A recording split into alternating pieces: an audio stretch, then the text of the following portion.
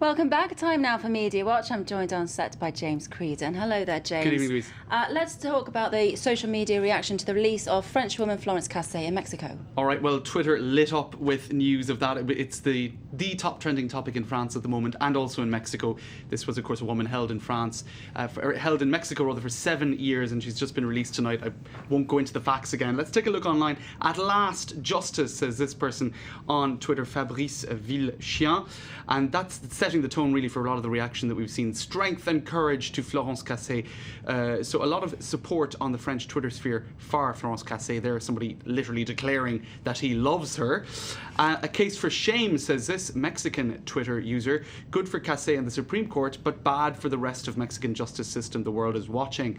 I'd like to apologise, says this person, for all those who fell for a media circus, because of course one of the big issues here was a video that was fraudulently put together by the police when they were arresting her, and that was, I suppose, of course, to feed the media frenzy around the story at the time. So that's what they're talking about there. Another person here, very disillusioned with the Mexican justice system, saying in Spanish, how can I explain to my 5-year-old that in the eyes of the Mexican justice system, the bad guys are actually the good guys? So clearly a problem of credibility for a justice system that has, just been discredited.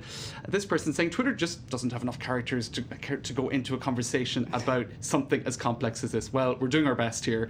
And Valerie Trierweiler, who First Lady, she had sent her chocolates and has been pictured as well with her parents, and she tweeted this evening saying, at last she is free. I'm very pleased about this.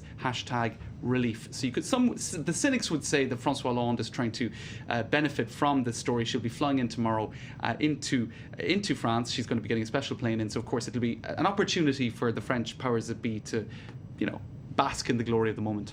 Okay, James. Now, another big story today is, of course, British Prime Minister David Cameron saying he'll hold a referendum on Europe. Let's talk about France's former leader, Nicolas Sarkozy. Is he or isn't he planning a trip to London? Right, well, Cameron seems to be pushing Europe away, and here you have Nicolas Sarkozy saying, well, this is the rumour mill, at least, that he could move to London to set up an investment fund. Now, of course, that would be an enormous scandal. Whatever about Gérard Depardieu leaving France, if Sarkozy were to leave France, the former president, over tax issues, as some are saying, to avoid taxes, as some are saying, that would be a massive scandal. The Sun had this headline yesterday, Sarkozy in move to the UK to avoid tax. Now, Sarkozy has denied this, but I thought it was worth reading this sort of editorial piece in the Times of London today, where they literally had a conversation between Carla Bruni and Sarkozy. Allons, Carla, ma belle, paquez les suitcases.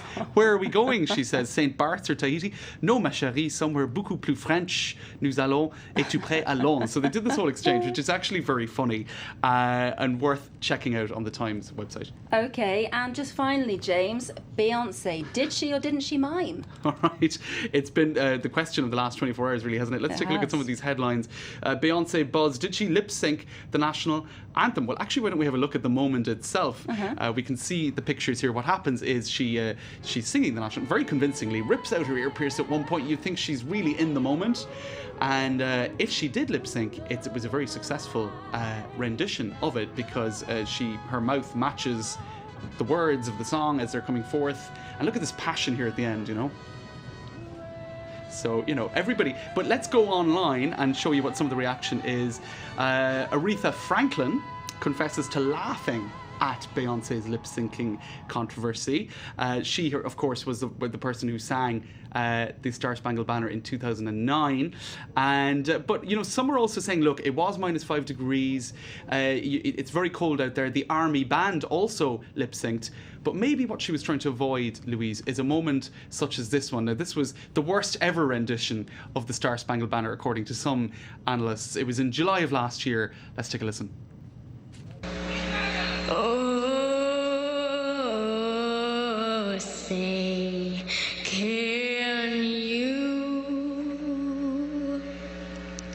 see by the dawn's early light?